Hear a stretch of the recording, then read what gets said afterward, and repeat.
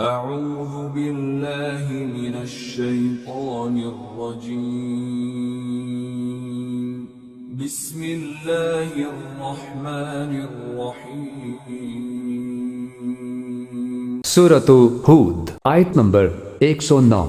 فلا تك في مرية مما يعبد هؤلاء ما يعبدون إلا كما يعبد آباؤهم من قبل وإنا لموفوهم نصيبهم غير منقوص۔ ترجمہ۔ لہٰذا اے پیغمبر، یہ مشرکین جن بتوں کی عبادت کرتے ہیں ان کے بارے میں ذرا بھی شک میں نہ رہنا، یہ تو اسی طرح عبادت کر رہے ہیں جیسے ان کے باپ دادے پہلے ہی عبادت کیا کرتے تھے، اور یقین رکھو کہ ہم ان سب کو ان کا حصہ پورا پورا چکا دیں گے جس میں کوئی کمی نہیں کی جائے گی۔ تفسیر۔ جس طرح پہلے ان کے باپ دادا کرتے تھے۔ اس کا مطلب یہ نہیں ہے کہ نبی صلی اللہ علیہ وسلم واقعی ان معبودوں کی طرف سے کسی شک میں تھے، بلکہ دراصل یہ باتیں نبی صلی اللہ علیہ وسلم کو خطاب کرتے ہوئے عامت الناس کو سنائی جا رہی ہیں۔ مطلب یہ ہے کہ کسی مرد معقول کو اس شک میں نہ رہنا چاہیے کہ یہ لوگ جو ان معبودوں کی پرستش کرنے اور ان سے دعائیں مانگنے میں لگے ہوئے ہیں تو آخر کچھ تو انہوں نے دیکھا ہوگا جس کی وجہ سے یہ ان سے نفع کی امیدیں رکھتے ہیں۔ واقعہ یہ ہے کہ یہ پرستش اور نظریں اور نیازیں اور دعائیں کسی علم، کسی تجربے اور کسی حقیقی مشاہدے کی بنا پر نہیں ہیں، بلکہ یہ سب کچھ نری اندھی تقلید کی وجہ سے ہو رہا ہے۔ آخر یہی آستانے پچھلی قوموں کے ہاں بھی تو موجود تھے اور ایسی ہی ان کی کرامتیں ان میں بھی مشہور تھیں، مگر جب خدا کا عذاب آیا تو وہ تباہ ہو گئیں اور یہ آستانے یوں ہی دھرے کے دھرے رہ گئے۔ آیت نمبر 110۔ وَلَقَدْ آتَيْنَا مُوسَى الْكِتَابَ فَاخْتُلِفَ فِيهِ وَلَوْلَا كَلِمَةٌ سَبَقَتْ مِنْ رَبِّكَ لَقُضِيَ بَيْنَهُمْ وَإِنَّهُمْ لَفِي شَكٍّ مِّنْهُ مُرِيبٍ۔ ترجمہ۔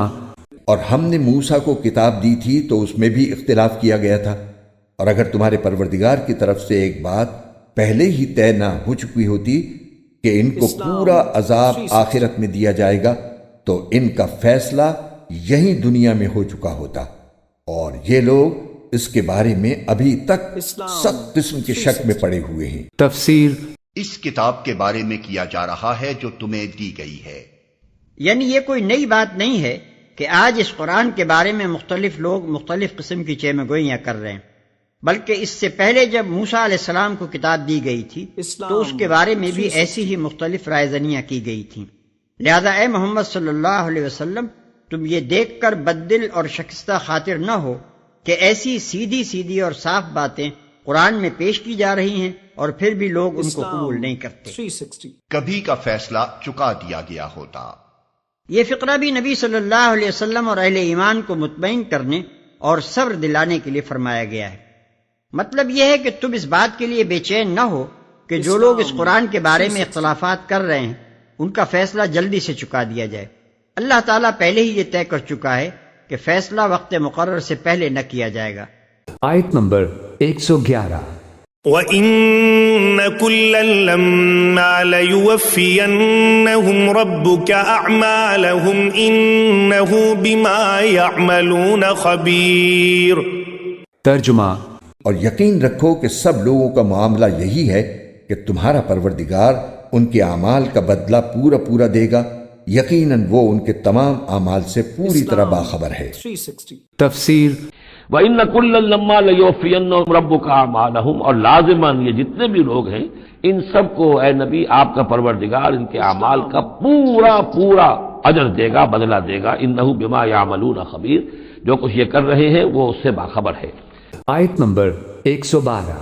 فاستقم كما أمرت ومن تاب معك ولا تطغوا إنه بما تعملون بصير۔ ترجمہ۔ لہٰذا اے پیغمبر، جس طرح تمہیں حکم دیا گیا ہے اس کے مطابق تم بھی سیدھے راستے پر ثابت قدم رہو، اور وہ لوگ بھی جو توبہ کر کے تمہارے ساتھ ہیں، اور حد سے آگے نہ نکلو۔ یقین رکھو کہ جو عمل بھی تم کرتے ہو وہ اسے پوری طرح دیکھتا ہے۔ تفسیر۔ فاستقم کما امرت ومن تاب معک، تو اے نبی آپ ڈٹے رہیے جیسا کہ آپ کو حکم ہوا ہے، اور جو لوگ بھی جنہوں نے توبہ کی ہے آپ کے ساتھ، یعنی توبہ کی ہے، وہ شرک سے باز آئے ہیں، کفر کو چھوڑا ہے، ایمان لائے ہیں، ولا تطغوا، اور اب آگے نہ بڑھیے، حد سے تجاوز نہ کیجیے۔ یہ تجاوز یہ بھی ہو سکتا ہے کہ عذاب کی جلدی کریں، کہ جلدی اب اللہ تعالیٰ فیصلہ چکا دے۔ تجاوز یہ بھی ہو سکتا ہے کہ کہیں غصے میں آ جائیں اور لوگوں کی مخالفت کے اوپر جو ہے وہ اپنا جو حلم جو ہے اس کا دامن ہاتھ سے چھوڑ بیٹھے۔ انہ بما تعملون بصیر، جو کچھ تم کر رہے ہیں اسے بھی اللہ دیکھ رہا ہے، جو کچھ وہ کر رہے ہیں اسے بھی دیکھ رہا ہے، اس کو ان کی سزا دے گا، تمہیں تمہارا اجر و ثواب دے گا۔ آیت نمبر 113۔ ولا تركنوا إلى الذين ظلموا فتمسكم النار وما لكم من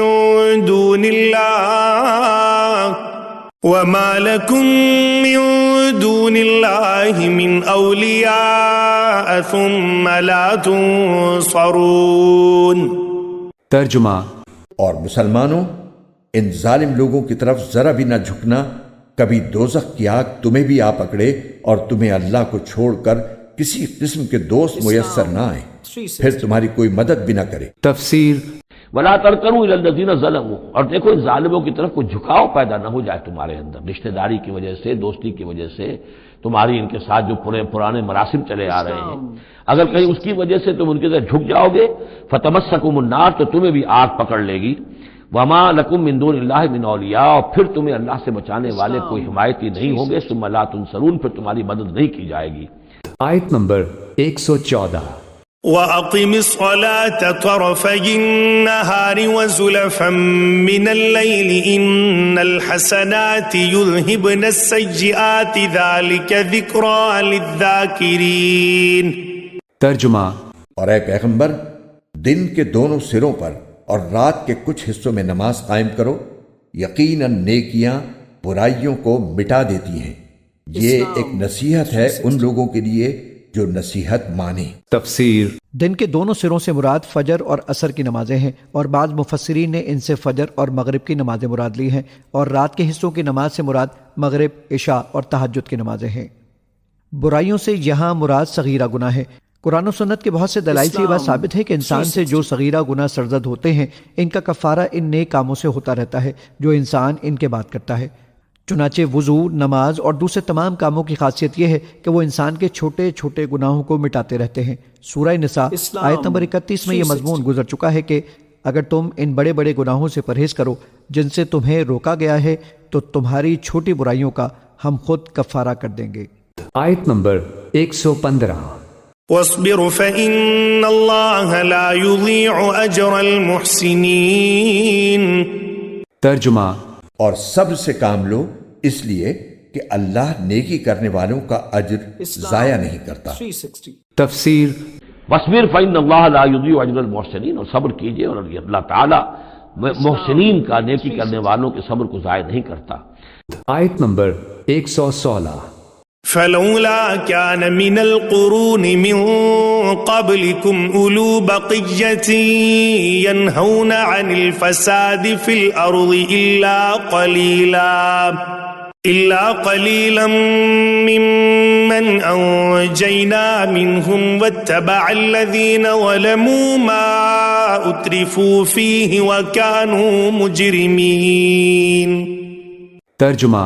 تم سے پہلے جو امتیں گزری ہیں، بھلا ان میں ایسے لوگ کیوں نہ ہوئے جن کے پاس اتنی بچی کچھی سمجھ تو ہوتی کہ وہ لوگوں کو زمین میں فساد مچانے سے روکتے۔ ہاں، تھوڑے سے لوگ تھے جن کو ہم نے عذاب سے نجات دی تھی، اور جو لوگ ظالم تھے وہ جس عیش و عشرت میں تھے اسی کے پیچھے لگے رہے اور جرائم کا ارتکاب کرتے رہے۔ تفسیر۔ فلولا کان من القرون من قبلکم اولو بقیۃ، تو کیوں نہ ایسا ہوا کہ ہوتے ان قوموں میں جو تم سے پہلے تھیں ایسے حق کے علمبردار ہوتے، ینہون عن الفساد فی الارض، کہ جو لوگوں کو اپنی اپنی قوموں کو روکتے رہتے زمین میں فساد مچانے سے، الا قلیلا ممن انجینا منہم، سوائے اس کے کہ کچھ کم ہوئے، بہت تھوڑے لوگ ہوئے جن میں سے کہ ہم نے بچا لیا۔ یعنی جو لوگ بھی نہیں منکر کرتے رہے، بدی سے روکتے رہے، کفر سے روکتے رہے، شرک سے روکتے رہے، ان کے بارے میں بار بار یہ بات آ رہی ہے کہ اللہ تعالیٰ ان کو بچا لیتا ہے۔ وَاتَّبَعَ الَّذِينَ ظَلَمُوا مَا أُتْرِفُوا فِيهِ، اور وہ لوگ کہ جنہوں نے گناہ کی روش اختیار کی وہ تو انہوں نے پیروی کی اپنی اسی چیزوں کی جس میں کہ ان کو ساز و سامان دیا گیا تھا، عیش جو ان کو دے دیا گیا تھا، کہ وہ کانوا مجرمین، اور یقیناً وہ مجرم تھے۔